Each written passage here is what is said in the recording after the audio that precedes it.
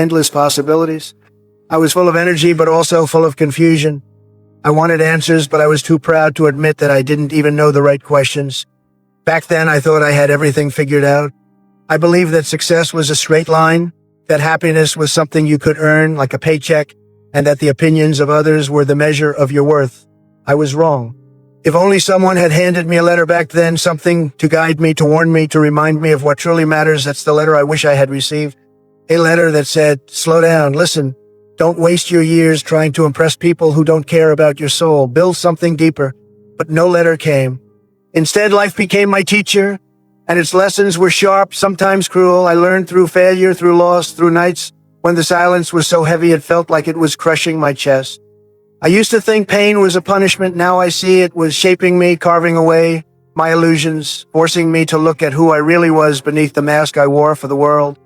If I could reach across time, I'd put my hands on that younger version of me and whisper, you don't need to have it all figured out. You don't need to prove yourself to everyone.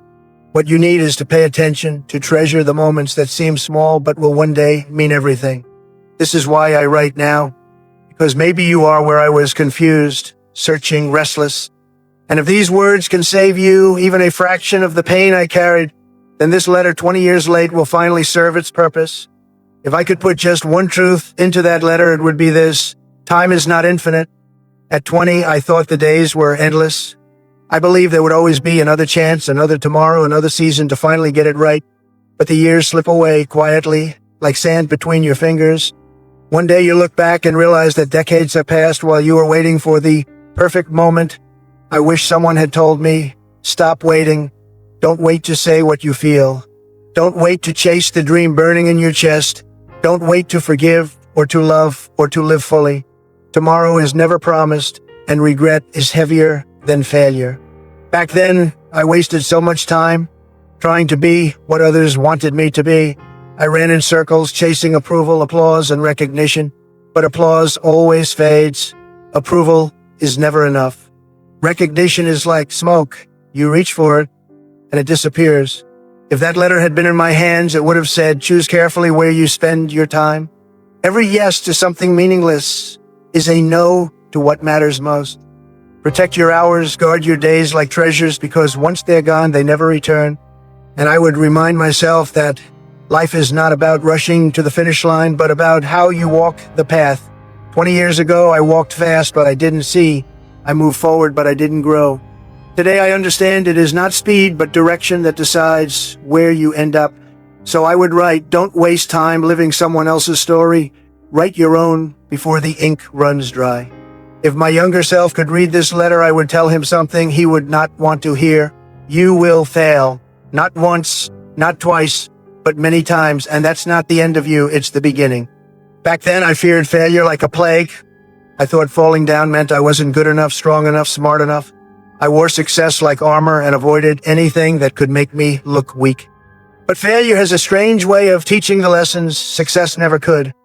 I wish I had known that every mistake was carving strength into my bones, that every rejection was building resilience I would one day depend on, that every no from the world was pointing me toward a deeper yes I hadn't yet discovered. The truth is, failure is not the opposite of success, it's the road to it. Without falling, you will never learn how to rise. Without losing, you will never learn the value of what's worth keeping. I look back and realize that my most humiliating moments became the seeds of my greatest growth.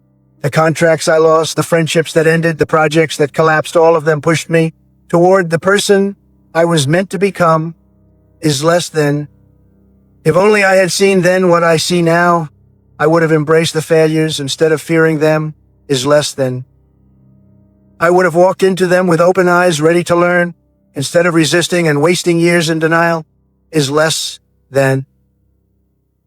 So in this letter, I would write, don't be afraid to fail. Be afraid of never trying. Be afraid of letting fear of failure trap you in a life half-lived. Is less than. If I could slide just one more page into that letter, I would write about people. Is less than. 20 years ago, I believed everyone who smiled at me was a friend, and everyone who clapped for me cared about my success. Is less than. I didn't understand that not every voice deserves a place in your heart. Is less than. I let too many opinions guide me, too many shallow hands hold me up, is less than. I confused attention with love and noise with wisdom, is less than. I thought that the louder someone was in my life, the more they mattered, is less than. I was wrong, is less than. Looking back, I see how the wrong company cost me peace, is less than. And the right company, those rare few were treasures I didn't always cherish enough, is less than. I wish I had known then that true loyalty doesn't show up in your victories, but in your defeats, is less than. Real friends aren't the ones who cheer when you rise. They're the ones who refuse to leave when you fall, is less than. If I could speak to that younger version of me, I'd say, be careful who you let close, is less than. Not everyone who enters your life comes to build you, is less than. Some come to use you, some come to break you, is less than. But the rare ones, the true ones, will make you better, is less than. And I would remind myself not to chase people who walk away, is less than. If someone leaves, let them, is less than. Their absence will hurt, yes, but clinging to the wrong ones will cost you far more, is less than. The letter would end this way. Surround yourself with those who lift your spirit, who challenge you to grow, who remind you of who you are when you forget, is less than. Because at the end of your days, it won't be the applause you remember, is less than. It will be the faces of those who stood beside you when the world turned its back, is less than.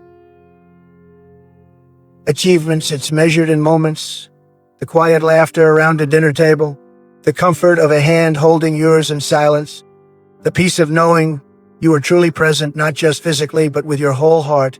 The letter would warn me, if you run too fast, you'll miss the very things you're chasing.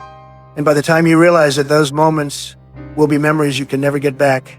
So I would write with all the urgency I once felt, but in a different direction. Live slower, love deeper.